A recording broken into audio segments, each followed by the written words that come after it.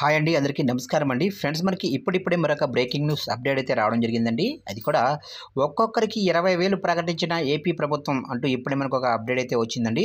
అయితే ఇందుకు సంబంధించిన పూర్తి వివరాలు అయితే మన వీడియోలో తెలుసుకుందామండి. అంటే ఎవరెవరికి 20,000 ప్రకటించారు ఏంటనేది వీడియో మాత్రం ఎక్కడ స్కిప్ చేయకుండా చూడండి ఫ్రెండ్స్. అప్పుడే మనకి పూర్తి సమాచారం అయితే తెలుస్తుంది. ఇక ముఖ్యంగా వీడియో నచ్చినట్లయితే లైక్ చేయండి ఫ్రెండ్స్. లైక్ చేయడం వల్ల మనకు తెలిసిన ఇన్ఫర్మేషన్ మరికొంతమందికి అయితే రీచ్ అవుతుంది. లేట్ చేయకుండా టాపిక్లోకి వెళ్ళిపోదాము. ఇక ఎన్నికల సమయంలో ఇచ్చిన హామీలను నెరవేర్చేందుకు చంద్రబాబు ప్రభుత్వం కృషి చేస్తుంది. తాజాగా మరో హామీని అమలు చేస్తున్నట్లు తెలుగుదేశం పార్టీ రాష్ట్ర అధికార ప్రతినిధి, పిఠాపురం మాజీ ఎమ్మెల్యే ఎస్వీఎస్ఎన్ వర్మ తెలిపారు. తీర ప్రాంతాల్లోని మత్స్యకారులకు వేట నిషేధ సాయం కింద 20,000 అందజేస్తామని టీడీపీ ప్రకటించింది.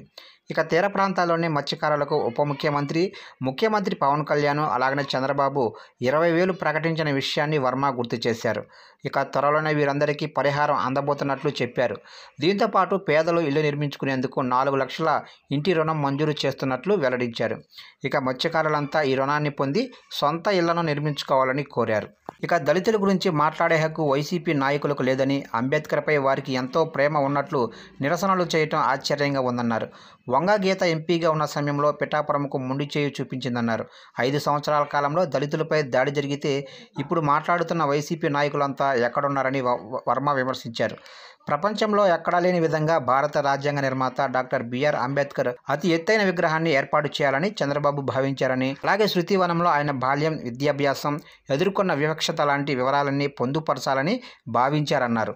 భావితరాలకు గుర్తుండేలా, శాశ్వతంగా నిలిచిపోయేలా దీన్ని తీర్చిదిద్దాలనుకుంటే వైఎస్ జగన్ మాత్రం విజయవాడలో తక్కువ విస్తీర్ణంలో ఏర్పాటు చేశారని విమర్శించారు.